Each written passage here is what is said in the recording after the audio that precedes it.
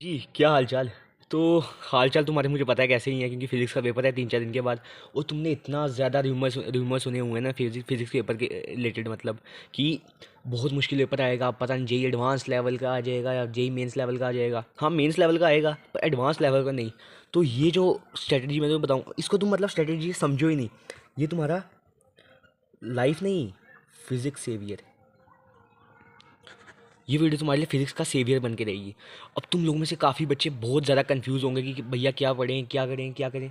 तो मैं तुम्हें सच बात बताऊँ, मेरी भी क्लास 12th ही है और मैं भी तुम्हारी तरह बहुत ज़्यादा परेशान हूँ। तो मेरे से अच्छा तुम्हें कौन ही बता सकता है, सही बात है ना।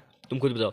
तो अगर तुम्हें मतलब फिजिक्स में पास नहीं होना, पास तो तुम हो ही जाओगे तुक्के मार के, या सिर्फ अगर मेरा एक दोस्त है ना, वो मुझे बोलता कि भाई पास होने का कोई डर नहीं, क्योंकि अगर जो भी क्वेश्चन आएगा ना, मैं सिर्फ उसके फॉर्मूला नीचे गिवन लिख के आ जाऊंगा और डायग्राम जैसी मर्जी बना के आ जाऊंगा, पास में हो जाऊंगा।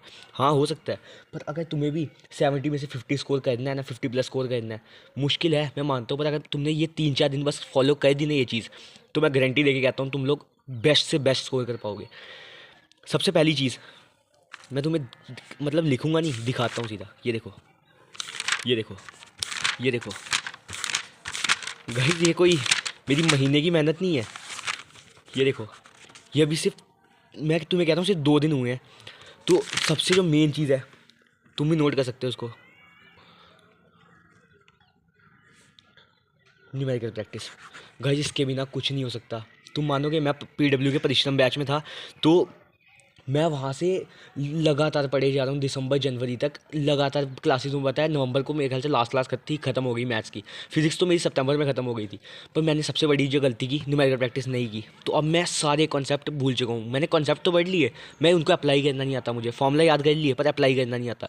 जब तक तुम न्यूमेरिकल नहीं करोगे ना, कोई फ़ायदा नहीं। तुम जितना मर्जी बार उसको रिवाइज करो, अगर तुम्हें अप्लाई करना ही नहीं आता, एग्ज़ाम में तो क्वेश्चन आएंगे। अ, एग्ज़ाम में तुमसे कोई ये नहीं पूछेगा कि कूलम्स लॉ क्या होता है। एग्ज़ाम में तुम्हें उसको अप्लाई करना आना चाहिए। तो ये आ गया सबसे पहला पॉइंट, न्यूमेरिकल प्रैक्टिस। और जो दूसरा इंपॉर्टेंट, अब तुम पूछोगे कहाँ से करनी है। सबसे पहले मैं तुम्हें रिकमेंड करूँगा अभिषेक साहू की 15 मिनट सीरीज़। गाइस, सर ने सिर्फ इंपॉर्टेंट कॉन्सेप्ट बताए हैं उस वीडियो के अंदर। अब जो दूसरी इंपॉर्टेंट चीज़ है ना, वो आ गई मुनील सर के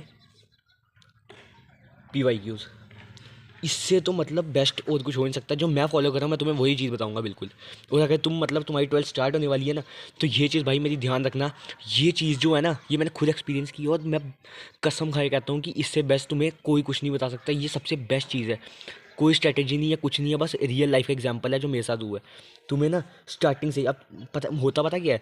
लोग सोचते हैं कि पहले एक बार सिलेबस, पहले तो कहते हैं ये वाला चैप्टर, जैसे मान ली मेरा आज पहला लेक्चर था इलेक्ट्रिक चार्जिंग फील्ड का। उसके बाद तो मैं क्वेश्चन लगाऊंगा कि मुझे लगेगा क्वेश्चन क्यों ही होंगे, जब मैं पूरा पढ़ूंगा उसके बाद क्वेश्चन होंगे। सबसे पहले क्या कहते हैं कि पहले एक चैप्टर करते हैं, उसके बाद क्वेश्चन लगाएंगे।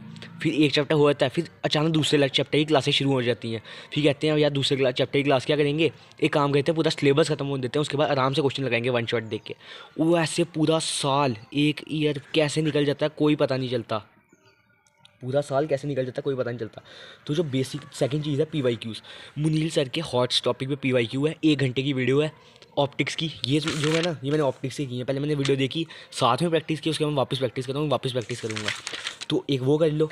तीसरा, अगर तुम्हारे पास अभी 3 दिन ही बचे हैं, 3 दिन में तो ये 2 चीज़ें अगर तुम कर लोगे तो मोर देन इनफ है।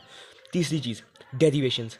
मैं तुम्हें सच बताऊँ, मैंने अभी तक डेरिवेशन शुरू तो पढ़ी हैं, 1-2 बार पढ़ी हैं। पर अभी तक अगर तुम मुझसे कोई भी डेरिवेशन पूछोगे ना, सेकंड या थर्ड चैप्टर के बाद की ऑप्टिक्स वगैरह की, मुझे नहीं आती। तो अभी कल से टारगेट बनाओ, सुबह 4 बजे जागो। 4 से लेके 8 बजे तक जितनी डेरिवेशन है ना, इंपॉर्टेंट गाइस मैं बताऊँ, ऐसे तो बहुत डेरिवेशन होती है, पर जो इंपॉर्टेंट है ना, वो सिर्फ 20 से 25 डेरिवेशन इंपॉर्टेंट है। तुम्हें लगेगा इतनी डेरिवेशन कैसी होंगी।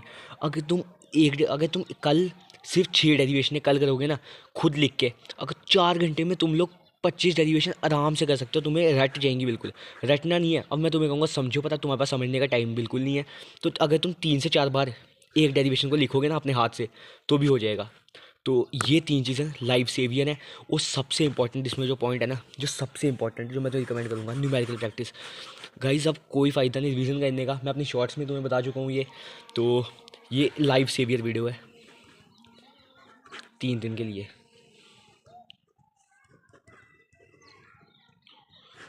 गारंटी देता हूँ 50+ आएंगे। पर ये 50+ किसके आएंगे? अगर तुमने पहले से एक बार सिलेबस पढ़ा हुआ है, क्योंकि अगर तुम्हें सिलेबस नहीं पढ़ा तो न्यूमेरिकल क्या घंटा करोगे तुम लोग। अगर सिलेबस पढ़ा हुआ है तो 70-50+ आएंगे। अगर नहीं पढ़ा हुआ, अगर सिर्फ ये कर लोगे, मतलब मैं तुम्हें कह रहा हूँ कि अगर तुम वो 15 मिनट वाली वीडियो देख के क्वेश्चन करोगे ना, पास तो बिल्कुल आराम से हो जाओगे। 50+ भी आ सकते हैं अगर रेगुलर करोगे तो आज की वीडियो का ही मोटिव था। तो ऐसे ही कंटेंट के लिए भाई सब्सक्राइब करो यार। Thank you, bye.